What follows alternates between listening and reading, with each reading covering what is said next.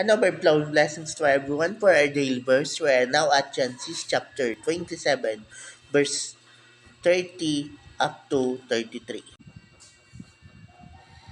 Right after Isaac had given Jacob his blessing, and Jacob had gone, Esau came back from hunting. He cooked the tasty food and brought it to his father and said, Father, please sit up and eat the meat I have brought you, so you can give me your blessing. Who are you? Isaac asked.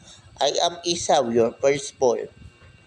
Isaac started trembling and said, Then who brought me some wild meat right before you came, in?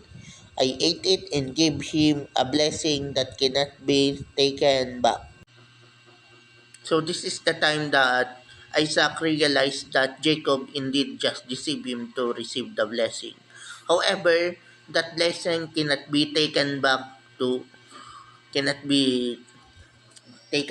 Esau due to that blessing is not just a blessing but rather it also contains the should I say prophecy for the future of Jacob and of course the future of Israel.